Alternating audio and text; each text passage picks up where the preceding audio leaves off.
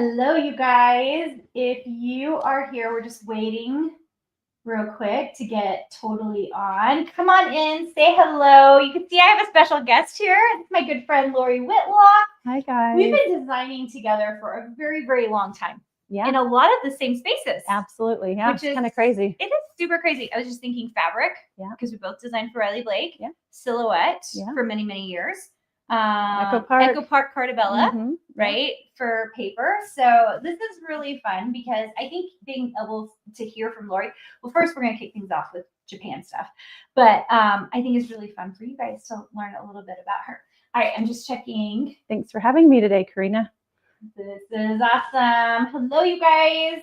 Come on in and say hello. We're happy to chat with you. We're going to get started. So Lori and I just both got back from Japan. Mm-hmm. How many? You're more recent. We stayed till September 15th. So yeah, I'm still in that like little bit of a letdown from getting home from Japan mode. Yeah. We loved it so much. It was awesome. I came back the 7th, so it's been a little bit longer for me. But Lori brought some things for us to Lori brought us a few things so she could show you some of the things that she did in Japan.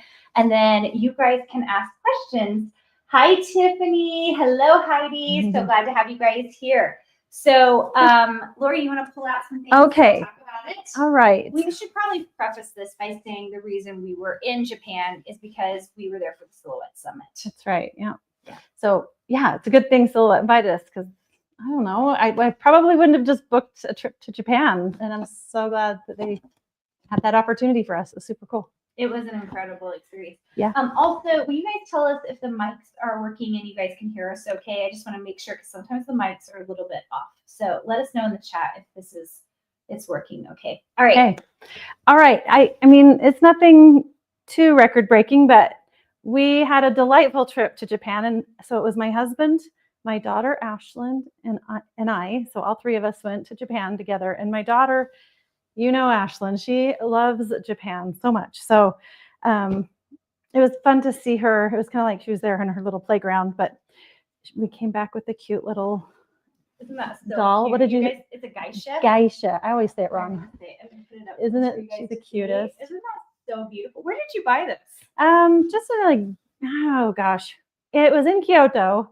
In a little gift shop there. There's tons of shopping. We should talk about this because the first time I went, I did Tokyo, Kyoto, and Osaka. Mm-hmm. What did you do on your trip? Tokyo. Then we took the bullet train down. Well, we went, started in Tokyo, bullet train to Kyoto. And while we were there, we stayed in one Airbnb for 6 nights and did day trips out to Nara and Osaka. Awesome. Yeah. So good. It's really fun. It's like they're far enough away that you're like, oh, should I go? But then you're like, oh, I gotta go. Yeah. I mean, and I feel like I just saw a little tiny bit of Japan even with that, but it was awesome. And I definitely want to go back for sure. Yeah. Anyways, so Ashland picked out this cute little doll I love. She got this darling little game. I don't know. She's got these cute little illustrated cards. Oh, they're just really fun. So cute. Here, give me a I'll do up close.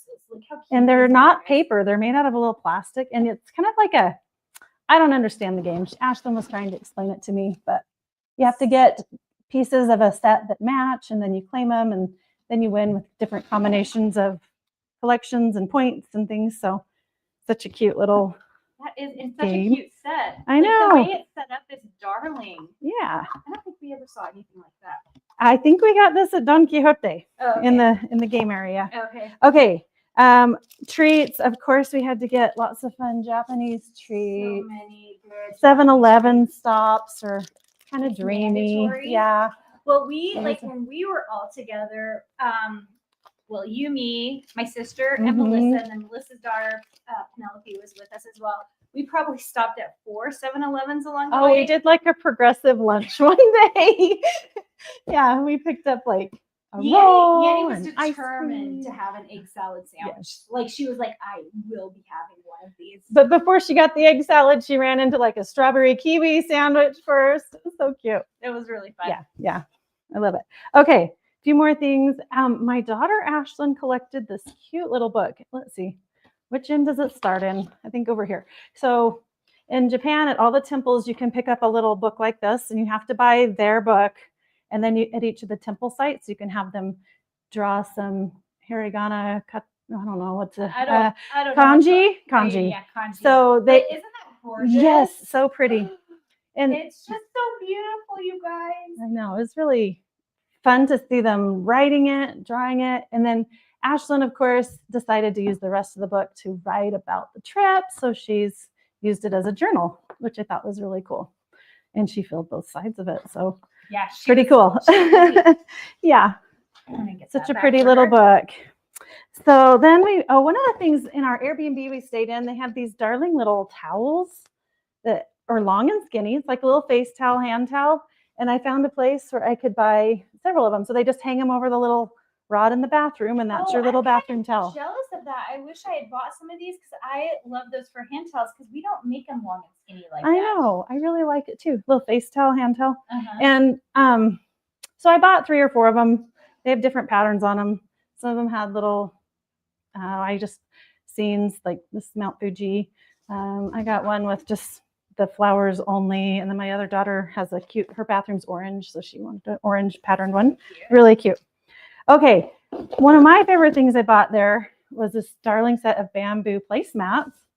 So how many did you end up buying of these? I bought 6 of them for my table. For your table. And it looks so cute in the fall. I love it. It's made out of bamboo. It's hand put together in Japan. So that's a special little keepsake. Yeah. Yes. Thought those were fun. And Angel Wings Reno is asking, is it really feasible to make 6 figures designing your own print? That's an interesting question. Well, that's a loaded question is what it is. Yes. Should we move on to that subject? We can talk about that. And then I do want you to show your Mickey glasses. Okay. One more. We'll get we'll into do this one now. last thing, and then that's Okay. a great question. So all right. We can really talk about it. At the end of our trip, we landed at Tokyo Disney, and my daughter was insistent on going to find these cute Mickey glasses. Only available at Tokyo Disney. So Tokyo Disney only. Yeah, you can't get them in Florida. You can't get them in California. Yeah. You know So what's cute. so interesting too is because Kim from her Cool Gun was there with us, and they went to Disney Sea after us, and they said they liked Disneyland better than Disney Sea. What did you like really? better? I actually enjoyed Disney Sea because Disneyland felt like Disneyland in California. So for me, it was nice to see something I think different. it might have been the days that Kim and we went because it was so hot that Disney Sea was kind of miserable. Okay. There weren't a lot of places to cool down. And whereas Disneyland, once you got into Beauty and the Beast Castle, it was cool. You know what I mean? That's true. So there was some of that. Yeah. I loved the Frozen ride, the Beauty and Beast ride. Like those are some I hadn't been on before. So fun. Yeah. Yeah. It was really, really good. Disney Sea was cool. Just the whole layout of the park. It just felt fresh and different. And that's probably what I loved most about that park. So good. Yeah. All right, should we get to the hard questions? Well, okay, we're going to answer this question, but then I'm going to have Lori talk a little bit about herself because I think it will really help you guys understand kind of what we do. Lori and I have always made 6 figures. Yeah. So if you're like, is it possible? The answer is Lori and I have always made a lot of money. And not just us, but lots of the designers that we are friends with have made multiple 6 figures. So the answer is yes. The little caveat to that is be careful who you listen to and what you do because not all avenues work. That's true. I mean, for me specifically, being able to earn a high salary in the design industry has kind of come down to who I've known. It's not, it's the combination of skills that I had for sure, which I needed and could not have done any of it without that. But then it's been just take a step forward and you're going to meet somebody or some window or door is going to open for the next opportunity. And so I would just say the only way it's possible is if you're super persistent and you're super dedicated and you're not scared to put something out into the world. And then just one door will open and then you're going to learn something you needed to know for the next door to open and again and again and again until the next thing you know, you've built this great business I don't know. That's And kind of how it's worked for it me. doesn't happen magically overnight. It's like you got one thing. Yeah. And the problem is sometimes I'll see designers, they'll get one licensing deal for like $100. You guys, that is not one thing. Like if you made $100 in your one little licensing deal, that's not the one thing. Like you need one big thing, like that kind of comes up and gets going. But it is interesting. Who you know really does matter in the industry. Mm-hmm. I was just even thinking about, we had someone in our programs where like they need distribution. And I was like, you need to go talk to this person and this person and this person. They wouldn't have gone and talked to those people if I hadn't said, you need to go talk to these distributors to get what you need. I said that weird. Distributors to get what you need, right? But the same thing happened to me. I was just thinking about, so I was the creative director at Cartabella. Lori was the main designer for Echo Park. You still are.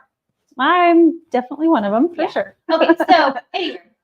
So the only reason I got that deal with Cartabella is because I was previously designing for My Mind's Eye, and we had mutual people that we knew that had moved over to Cartabella, and they gave me a call and said, hey, Carina, are you still designing for them? And I took a 9-month break to go focus on this.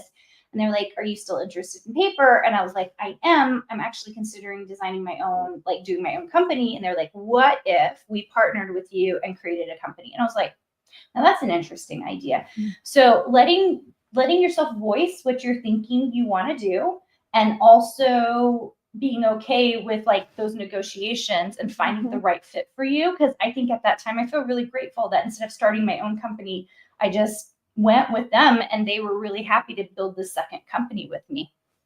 Yeah. For me, I know that I needed to, the beginning of my career after I graduated from college with a degree in graphic design, I went to work for an ad agency and then a branding firm.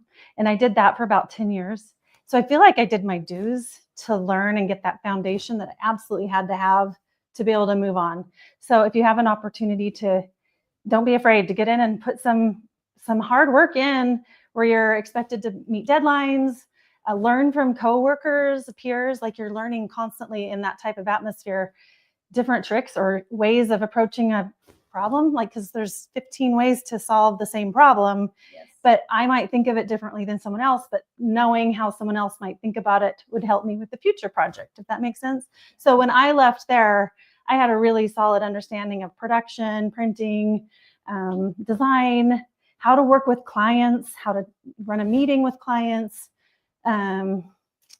I don't know if that makes sense. And then I do. And I think the whole idea of dues, because the thing is, I run into new designers all the time. A lot of them have graduated from college, right? So they already have a head up, right? Because if you graduate with, you had a BA, BFA. A BA in design. BA in design. With an emphasis in graphic design. And I had a master's and a PhD in design. So I already had like a leg up, right? Because it's like between the two of us, we had already done all of our due diligence in school. Then you have to put in your dues in the real world, and that sucks. And just like hearing your 10 years for me, like I immediately started a business, and you guys know, like the first year I was like, what the heck am I doing? I'm not making any money. Like this is crap, but you're just working it to make it work.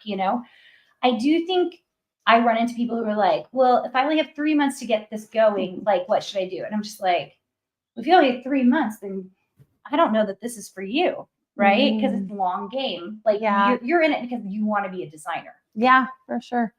I was raising little children when I left college. I had babies. And so I was working like 4 hours a day at an ad agency. And so for me, that's what fit into my life. My husband was working highway patrol. We were just I would work in the morning. He was home with the kids. So he left at 2 in the afternoon. He worked swings. So that's what worked in our life. I don't think I would have been quite ready to start my own business right then. I needed to learn some of the things that I learned. I mean, I got my PhD on the job, right? Like yes, that is true. Those years were my years to like bring it all together and learn how to do business with it. Yeah.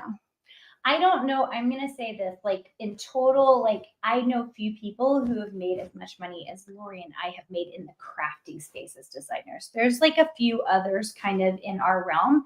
A lot of them actually have an influencer piece to it as well. You and I really haven't. Just little, yeah. Tiny it's bit, definitely not the that's majority not where of we're our making our money though. right? Like I wasn't doing affiliate links. I was definitely not working hard on Instagram, or any of the socials.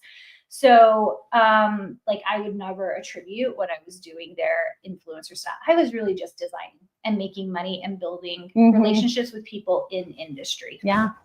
Yeah, I mean, back in the olden days, we would go to like trade shows and we would meet people in person. Yes. And that, I mean, I hate to say it, but I miss those days. And I wish they were still here because it is where you really do business. I don't know.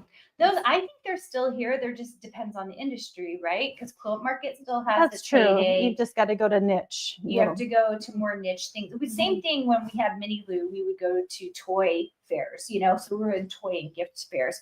So I think that they're coming back because I feel like I've been seeing them come back after COVID. It's taken a hot second for them to come back. But I do think that was one of the best investments I made, was going to some of those shows and meeting people, because that was like my entire network started building off of that. Yeah, for sure. And I kind of started my network in the studio where I was working because scrapbooking was really taking off in Utah. And I just met a lot of manufacturers. I got hooked up with CK Media. I was doing all of their stuff for their Scrapbook Rewards credit card. I was building out that whole program for them. And then they started this Kit of the Month program. So I started designing 5,000 piece kits and sending files off to China to get those produced. So I learned from those things, how to be really fast as a designer. Like I had to crank out like buttons, brads, washi tape, pattern card fronts, and all the embellishment pieces to go with it in a really quick turnaround time, because we were putting a kit out every single month. So that I was working with like Becky Higgins and Lisa Burnson, and all those people that I met from doing that is what kind of branched out and led me to all the contracts that I have now. Yeah. And I've had through the years, like even some that I still don't service. I agree. I feel like the last few contracts I've done have all come from people I've known or who wanted my style because they knew I had done X, Y, and Z. I was just thinking, like, the last thing I did that was kind of bigger was like the Sawgrass thing, right? Exclusive. And it was only because Sarah called me and was like, hey, we need an exclusive. Do you want to do one? I don't even know what you did. Tell me about this. Oh, I think you did it as well, didn't you, for Sawgrass? I did a live like this with them. Oh, I didn't even do a live with them. I did not have time. They just said, Carina, will you give us a set of exclusive designs? Okay. And I said, sure thing. I did do it. Yeah, I feel like you did do that. That was. I'm like looking. I was looking at this, I was like, hey, Lori trusted them, so I'll trust them as well. So I was like, yeah, I'll do that for you guys. So thanks for bringing that back up. I forgot about that one. Because it's been a little while. I did it more recently, but I haven't had time to do contracts for anyone for a while. Yeah. That is the other thing, I'm more in the education space. Lori is still designing. And it's, it's still a lot of work. It's still what it was like 10 years ago, but it's maybe even a little more work. Actually, I have kind of pulled back just a little bit on how much time I devote to my work. I still feel like I work hard, but maybe I kind of manage my hours a little differently. If that makes sense. Because there was a while where I was putting in 14-hour days, like to build a website and get a business up and running and get enough product put out to like have a presence. Like it was a lot. Did you guys hear her? She said 14-hour days. Yeah. Like that's the thing I think that a lot of times I try to emphasize to you guys, especially if you're trying to get started. Like everyone thinks, I hear it all the time, just do a little bit every day. Little bit every day is a hobby. I remember I was doing the same thing, 14-hour days plus Saturdays. And then of course, like we're also managing kids and stuff like that. So like, I feel like I was like racing around all the time. Yeah. I mean, luckily I had a lot of support from my husband. Yeah. Like he retired almost 8 years ago now. So he was there to pick up the slack at home and just help me with business as needed. But yeah, I mean, I would put my kids to bed at 8 and I'd work till 3 at night, and then I'd go to sleep and I'd get them up and get them off to school, and I'd work some more and maybe take a nap. And I don't know, it was like I was just kind of on this constant cycle. Probably wasn't the healthiest. So I don't highly recommend it, but it is kind of what it takes to build a business. I don't know. Yeah. I had a similar, but I could never stay up till 3 a.m. I stopped at 1 p.m. and then I would get up early before the kids would wake up, and I would do like a 5 a.m. to 7 p.m. or 7 a.m. and then get the kids off to school from 7 to 9. And then if I had one at home, which I almost always did, I would just work around, do play date schedules. So it's like, oh, I could get 2 days in, I'll trade play dates or whatever. I would do that kind of thing. But it was, it's more work than people think, because to create really exceptional design work, you're putting in time, right? Secondly, like, you have to be fast. You really have to be fast, because you're like quickly onto trends and all that other stuff. Like, you just have to be fast in the programs too, which I don't know if you just noticed this. I'm really bugged at Photoshop. They just changed like 3 things and they're making me angry. Sorry, Adobe, you're pissing me off. What did you notice? Oh my gosh, you guys, this is the most annoying thing ever. So yesterday I was doing our Christmas card. Design Suite members, you guys know you'll get a Christmas card from me. Okay. I was doing the cloning tool because I had my hair, we're in Alaska, my hair's like this, like crazy, so I was just like, oh, I'm just going to clone that out, right? Just to fix my hair so it's straight. It's not that big of a deal. For some reason, they've switched the background and foreground so that it was only grabbing it on the background. So I couldn't click. You know how you really quick, you just click, color, click, color, click, color. I couldn't do that. I had to switch the background into the foreground every time. I went to ChatGPT to ask them how to fix it, and they were like, we can't figure out how to fix this particular thing. They're like, is it set up in the reset? Could you reset the brushes? I went through, I reset all the brushes. Okay. Well, I know Command M's acting different for me right now, but I don't know what that's about. It's either because I just got a new computer and installed Photoshop and I need to check my presets. No, it's probably an Adobe problem. We blame you, Adobe. Well, did you also see that they switched it so now that you don't have to hold down the shift key for everything? Screws me up. I've been doing it for 20 years. So what I did was I actually went back and reset it back. Oh, you can do that? Yes. Oh, nice. Okay. That's what we have all our designers do. We have them go back and reset it so that you have to hold down the shift key to do proportions. Yeah, I hold it down and it goes wonky and I'm like, what is wrong with my computer? Okay, thank you. I can go change that. Photoshop. Thank you, Adobe. Okay. So anyway, for those of us who have been using Adobe, I think I've been using Adobe for 25 years. Yeah. I mean, I remember when I taught InDesign during my master's degree, I taught a Design on Fire class. It was a graphic design foundations class, and they pulled cork at the last second. Cork pulled all their licensing, and we had to teach InDesign. So the professors all learned it 2 weeks before we all had to teach it. Oh yeah, I remember that painful transition. I was already working in the industry and I knew cork inside and out. I designed a million newsletters and then I had to switch to InDesign. And that's one of those times you just bite the bullet and go do it. I knew I had to. I knew cork was on its way out. I knew InDesign was the new. Just had to spend 2 weeks and just learned it and start changing all your commands. Just do it. Super painful. Yeah, it was. But so Adobe, you can make it less painful for us. Okay, this is going to really date me, but when I went to college and I learned Illustrator and InDesign and Photoshop, well, I didn't learn InDesign because it didn't exist. I learned Quark, but I learned Photoshop before it had an undo button. There was no Command Z, just so you know. This was back in 1996. Yeah, I wasn't using it then. I didn't start using it until 2001. Okay. So I'm 5 years ahead of you. So I've been using it for 30 some years. Isn't that crazy? So crazy, you guys? Goes fast. It totally goes fast. And, sometimes I think people think it's timing to become a designer. I actually think there are more opportunities than ever. We need freelance designers right now. We need creative directors right now. There's tons of things you can do with design. You just have to be willing to put in the time. And that's the way it is with any business, truthfully. Absolutely. Yeah. No matter what business you're building, you've got to put in the time.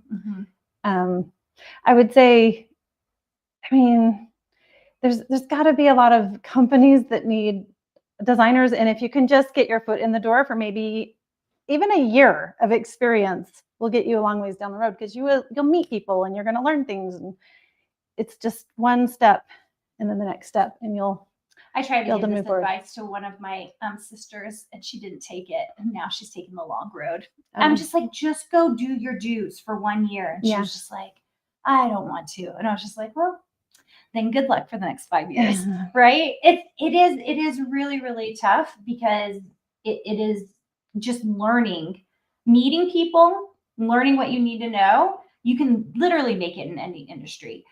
And I don't want to say we've been lucky, but we've been presented with a lot of good opportunities. We have been. Because we were prepared for those opportunities. Yeah. But the average, just so you guys know, the average graphic designer who comes out of college, their average salary with a bachelor's degree is $58,000. That's what was published, I think, on educationdata.org or something. Mm-hmm. So $58,000. And both of us have far exceeded that. This is what we're going to say. For sure. Yeah.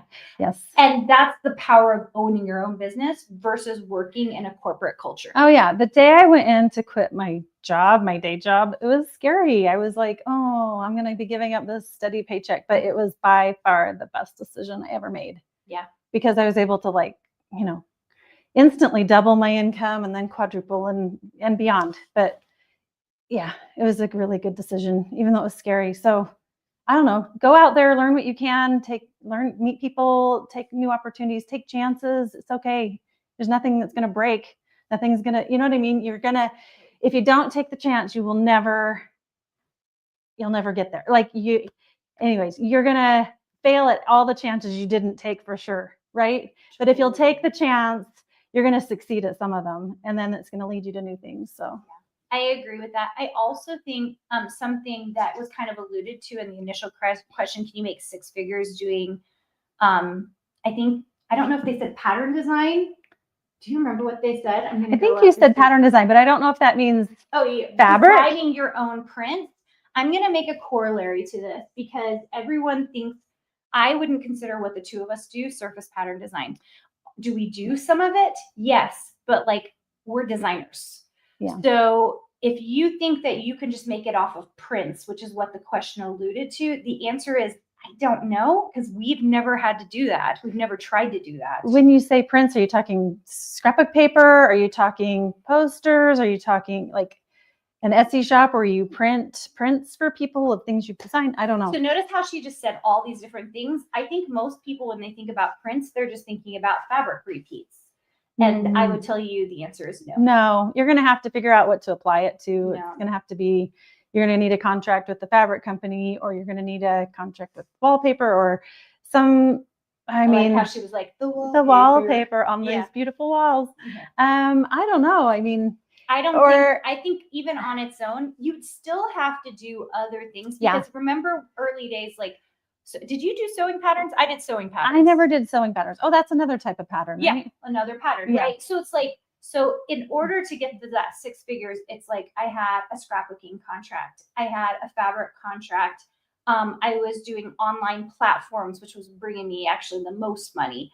I had freelance deals on top of that. And it was multiple six figures. Both Lori and I were in that same boat.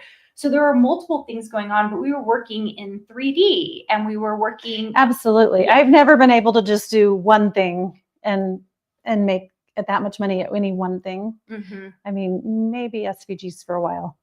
Well, for quite a while. Yeah. But then that kind of has changed. But yeah, I mean, I would definitely say spread yourself into different areas because multiple streams of income is really great. Yeah. But being careful about it as well. If you're a brand new designer and you haven't gone to design school, start with one. You got to work really hard and get really good at one before you start just spreading yourself. Absolutely. The difference is that both of us had gone to school first, so it was easy to jump into multiples because we were graphic designers. Yeah. Well, like I said, by the time I started doing multiple things, I had a lot of skills. I mean, I knew from one project how to design catalogs. I knew from another project how to, well, not just one project, several projects, but how to put together fonts. You remember DJ Inkers? I used to put together all of her fonts for her. She'd send me illustrations and I'd turn them into typable fonts.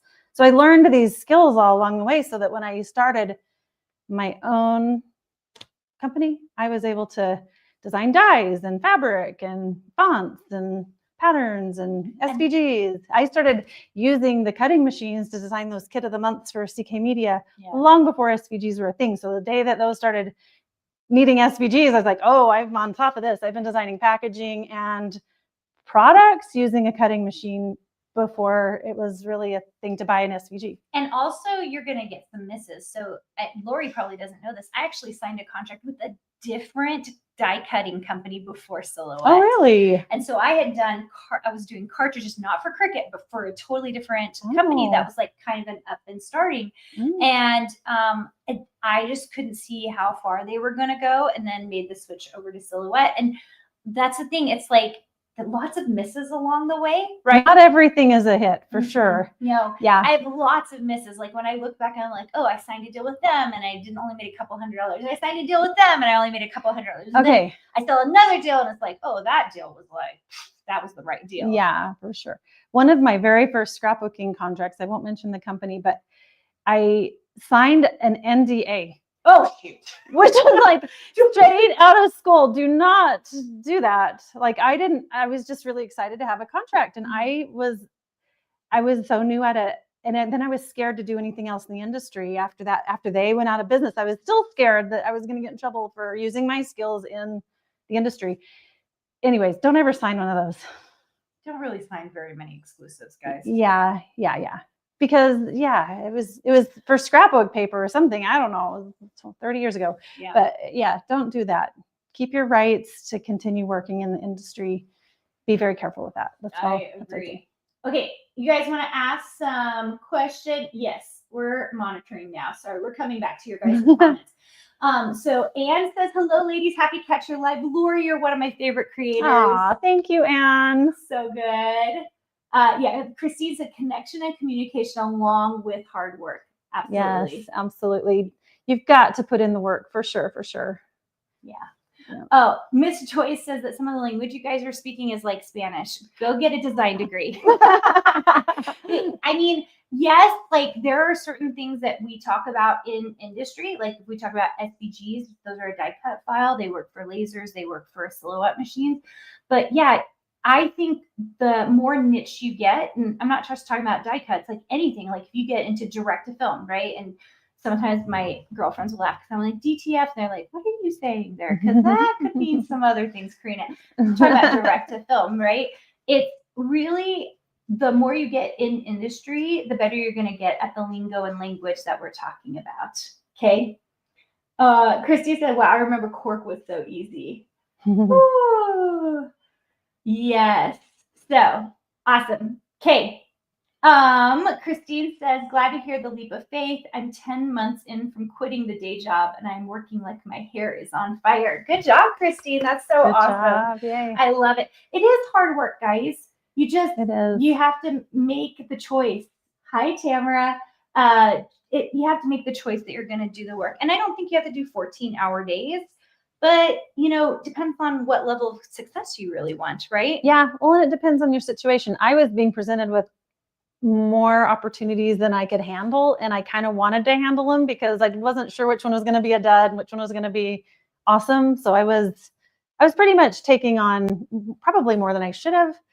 But several of them did turn out to be really good. Yeah. And had I said no to some of them, I was just scared to say no to some of them. That's all I'll say.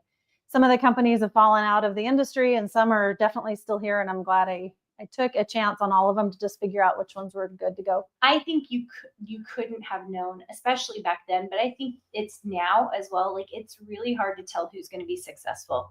Any kind of new company that comes up. I remember when Asia on my team said, I had this company message me. They seem like they're new and I think they could be good. And I'm like, I've never heard of them before. Turns out they were like in my backyard. Like I didn't even realize it. And then went up and visited them and they were awesome. But like, you just don't know who's going to be successful and who's just talking, right? But I would say, I mean, what advice would you give? Like if you were starting now, what would you do? I just think, like I said, I had to just kind of give a chance to some of them and get to know them a little bit better to kind of feel out the situation and decide. I mean, you have a pretty good intuition, right? Like, is this a solid business? Do they know what they're doing? Do they know what they're talking about? Do they have money to back it?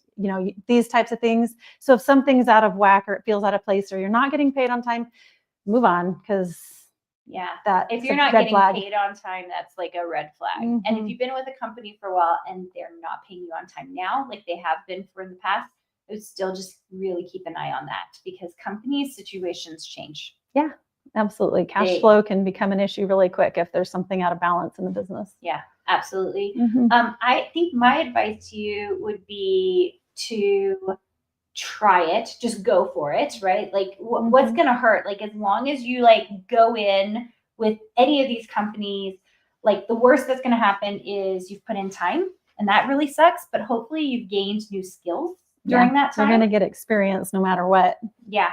Especially as a newbie, you kind of, I mean, don't sign NDAs, don't sign exclusives, right? But other than that, like, especially a new company that's like, hey, Carina, we can do this, this, and this. I mean, I had a company come to me and I was big enough in the industry, and this is a little while ago, but they said, we really want your stuff on our platform. And I said, I really don't have time to upload it. And they said, we will upload it for you. And I said, okay, then you've got yourself a deal. Okay. And so it's just like, you'd be surprised. Like, did I have that at the beginning? No, nobody was going to take any of my stuff and do anything. That's true. But like, you will get to a place if you really just like kind of dig in and you make yourself invaluable to people. Mhm. Also, people want to work with nice people. Yeah. Don't you think?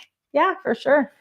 Yeah. I mean, if you can show that you can meet deadlines, you're nice, you're kind, you can take criticism without like crying or like, I don't know, like those are some of the issues at the beginning of a career like this. Like you've got to learn to have a backbone, and like the criticism isn't about you. It might be about some business goal they have or what they know sells. And it's not about what you've designed. You just got to take that and mold it to what the customer's wanting. And that, I don't know. I don't know where I'm going with that. It is rough to take criticism, but I will say at the beginning, some of the harshest criticism I got probably was the best stuff because it molded the way I was able to work with other designers or CEOs or creative directors. And then once you work with people that like you, know that you're going to put together a really beautiful product for them. Also, that you're able to listen and change your stuff based on what they want. Yeah. If you can do those things, you are invaluable forever. Like you really are. That's like true. It's very hard to get rid of you because like they want what you have. Yeah, that's so true. I mean, sometimes I'll design something that I think is just awesome. I love the colors, but the client has a little bit different vision for where that product needs to be within their lineup of products, if that makes sense. So maybe the colors get tweaked a little, or maybe that's looking too similar to something else they're already doing and they wanted something completely different. I don't know. Sometimes we don't have the full picture, but they'll send back feedback that'll kind of direct it in a way you might not have been planning on. But if you can do it and move through it and move on to the next project, like you said, you'll be invaluable and you'll be trusted, that you're not going to like get too upset about having to make some changes. Like you need to create things they want to buy, right? Yeah. I think right now, especially what I'm seeing in the space is we're being told as designers that you can just make whatever you want and it just has to be pretty and you'll make money. And I think that's kind of what that question was alluding to. The answer is that's really not the case. Like to design means you have to listen to clients. You have to listen to your own marketing research based on whatever you're doing. And if I'm being honest, surface pattern design, which is kind of a newer term, like we just called it fabric or wallpaper or whatever. We're more product designers. It's tough. I've never ever seen it the way I've seen it now. Like I just think surface pattern design is kind of rough. So if I were to right now, knowing what I know, bet my career on it, I'm like, that would not be the place I would put myself. There's some beautiful stuff in it, but like I'd want to be a full graphic designer who knows how to work in a lot of different mediums. For sure. I thought of this during COVID. So we didn't know how things were going to go in COVID, and it ended up being awesome for us. We ended up having a really good go. But I remember at the beginning, I thought, I think everything's going to fall apart. Okay, what are you going to do? And I was just like, I'm just going to start making phone calls and I'm going to start doing freelance again. And I was just like, whatever happens, I was like, I'm going to keep us afloat. We're going to be totally fine. As it turned out, I didn't have to do that. But, I'm grateful to be a designer who's willing to do what it takes to make money, because it changes the way you design, because you're more willing to do what clients want you to do. You're more willing to find out what the market wants from you. Because even though I'm designing whatever I want for all these platforms, I'm paying attention to what is selling the best. Absolutely. Yes. If you design just blindly what you want to design, it's not likely you'll make a ton of money. You just have something. Unless you do. Right. But even then, you're going to pay attention to what of those tins sold and why. And you're going to be analyzing it like, okay, they like this feature, that feature, and I'm going to create more of that. Or I'm going to create, I don't know, you dig in differently on like, I don't know. If you have something that goes viral, you make more of it, right? You know, that is all there is to it. And it's doing market research on your own stuff. Also, don't do market research on other people's stuff because it actually does not help you. Okay. I'm just going to tell you that right now. So just because it's trending on the market doesn't mean you'll actually be able to sell it. That's true. I would put something out into the world and just see how it goes. If you see that this one design is sold 10 times and the rest aren't selling at all, figure out what it is about that one design that people like about what you're creating. And then figure out how to build on that. That leads a lot of what I design. It really does. Me too. Yeah. Me too. Like I'm always looking for what's the winners in my own stuff. Because that's what people are going to come back and look for me for. And then sometimes that kind of wears out. Like you're like, oh, well, that did sell really well in 2020, but not so much in 2025. And there's really no rhyme or reason to it. It's just what the market's asking for. And you've got to pay attention to that. Because if you keep trying to sell ice to an Eskimo, you're just not going to sell anything, right? That's like incredibly perfect. I love this. Christy says, Karina, your background roses look amazing. Thank you. That took some time to set up. You guys, this little barn building is so cute. I just love it. So fun. Okay, we're going to take any other questions you guys might have. If you want to leave us a question in the chat, we are just looking to see if there are any other questions here. You guys are so awesome. Otherwise, we'll probably wrap it up unless you have any other advice for them. I mean, we kind of like, Christine had asked in an earlier meeting, like, I would love to know how Lori got started. You kind of already told us that. Do you want to give us a little more of a synopsis on that? Yeah. So I've always been a crafter my whole life. Like my mom would roll out a big sheet of paper on the ground, like butcher paper, and I would just draw and create all day long. And then my sister, she's 16 years older than me. She introduced me to scrapbooking when I was in my teen years, and I just loved it. I created our family newsletter, all of that kind of things were happening when I was younger. And then, I mean, I'm getting kind of older, guys, like the advent of the computer and, software from Adobe, that was all pretty new when I was going to college. And I kind of learned about graphic design. I'm like, I want to do that. My dad had bought an Apple IIe when I was 7 years old. And I loved computers. Like I was hooked from 7 on, and I was hooked on crafting. And I went to college and I knew exactly what I wanted to do. So I walked into the design department at BYU and I was like, how do I do this for my major? And they're like, well, you need a portfolio. And I'm like, what's a portfolio? Really, I didn't have any idea. I was fresh off the farm in South Dakota. Anyways, they were like, well, go take some art classes, put together some slides, turn in an application. So I did all of that. I mean, I spent a semester pulling together a portfolio, showing them what I could do, and applied. And then I got into the design program, and they were cutting like half the class every semester. So it was terrifying all through design school. Like you're worried if you're going to even make it through.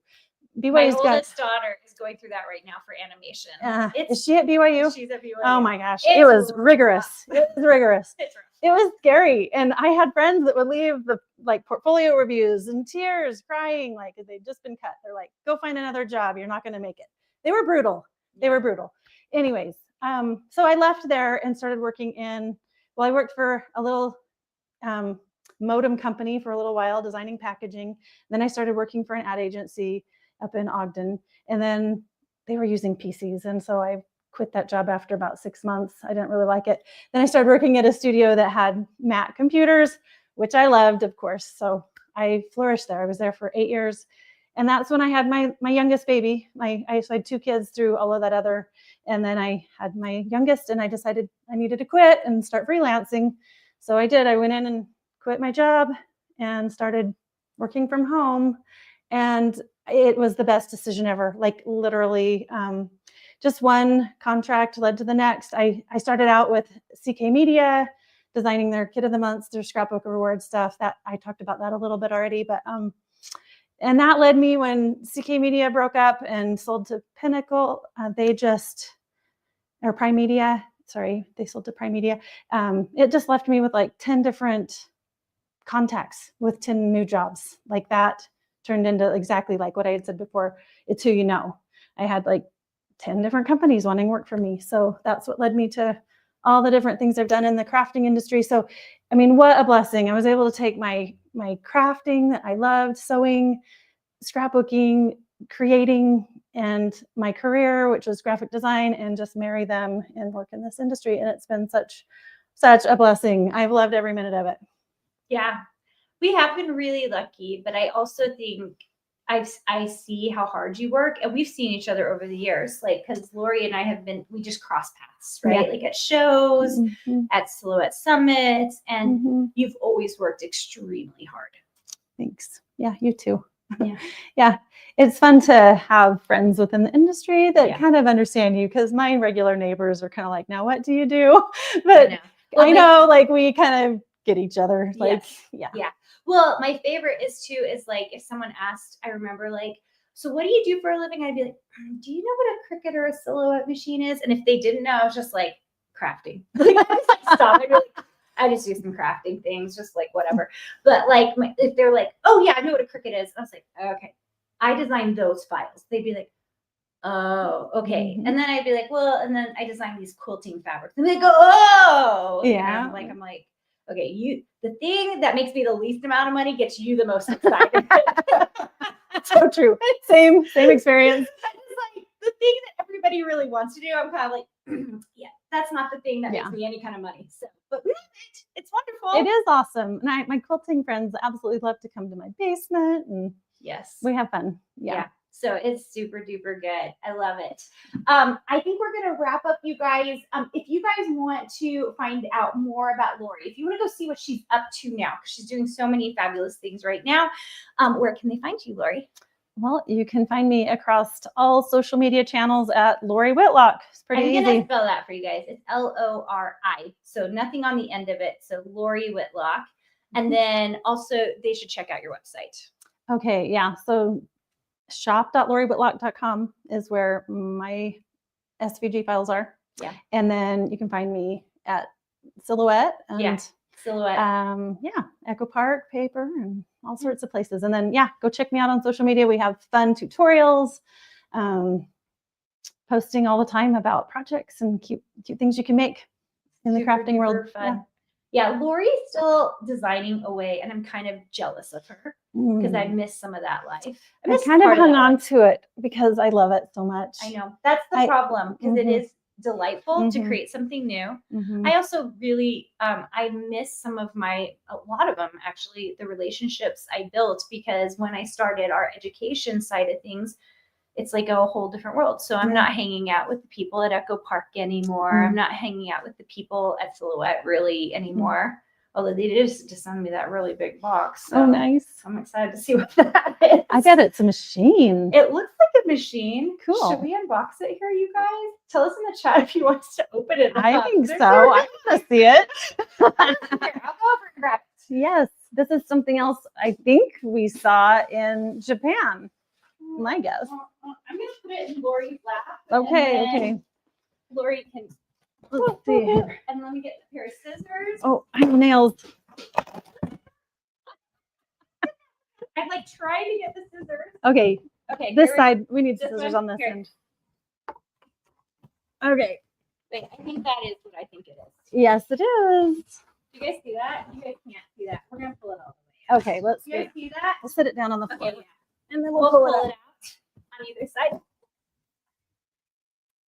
Wow, this is the which one? Pro? I think it's the Mark II. Mark II? Oh my goodness. I think it's upside down. Hold is on. it? Flip. Oh, flip. there we go. Oh, yeah. Okay. There it is. Should we rotate it around so they can see the front? Okay, here, rotate it. Let's not take out the camera. We'll rip wow.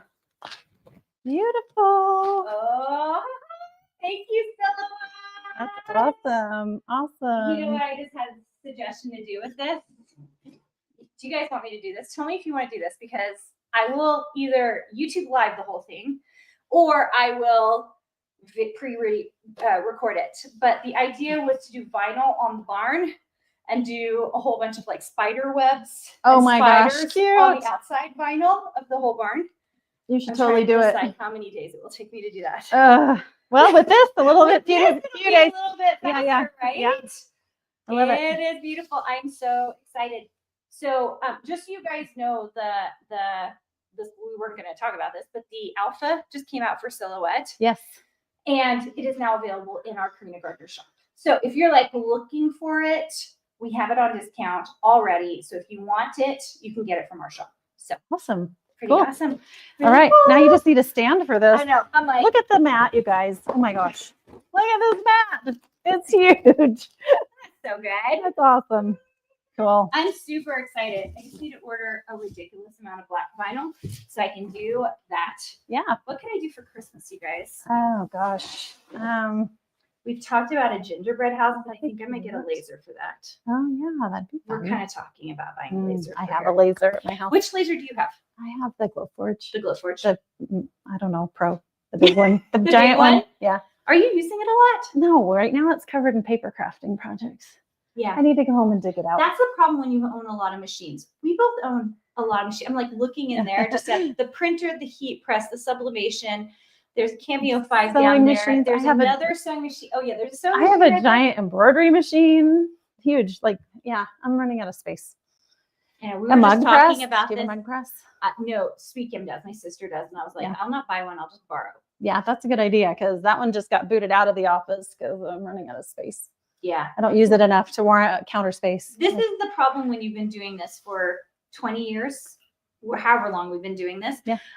Because you do just start running out of space. So like I built the barn and Lori was just talking about like, I don't know what we're going to do because my office is creeping because that was what was happening to me. My office was creeping into the kitchen, into the mudroom, to the shed. And I was just like, I can't do this. And then plus I was taking up space in the basement as well. And I was just like, something has to change. Yeah. I'm kind of to that breaking point too, because I'm in the basement and I'm already taking up half the basement, but the fabric's creeping into the lining the family room. And I'm like, okay, we've got to figure out either a barn or just a different configuration on the house or add-on. I don't know. Lori just told me something cool though. They built her house. Oh yeah, we did. Yeah. That's so crazy. We did. We've been in it for about 22 years now. It's awesome. It was fun. We were the general contractors on it and subbed out everything. And we laid floor and painted and trimmed and all the things. It was fun. It was fun. That's so crazy. I'm like, she asked if I had a contractor, if I did this. I was like, no, there was a contractor. There's multiple contractors. So yeah. Pretty awesome. No more questions? Yeah, Tiffany's saying she wants the Thunder laser bolts. Yeah, I feel like someone else I talked to was really liking that. And Tiffany's saying I'm planning on getting a laser at the end of the year. Yeah. You are so welcome. We're so glad that we could be here with you guys. Yes. We hope you guys all have such a wonderful day. Go check out Lori on her website and you can find all of her socials there if you want to. You guys know where to find me. Thank you for being here. If you don't mind doing me a favor and just liking this video and subscribing to the channel. I know you hear those words all the time, like and subscribe, but really, really, will you please like this video so more people can see it? And then if you don't mind subscribing to the channel, I would love it. All right, guys. You can come over to mine too. I'll probably be posting this. We're going to post this as well on mine. So come over and like and subscribe. All at Lori Whitlock as well. See you guys. See ya. Bye.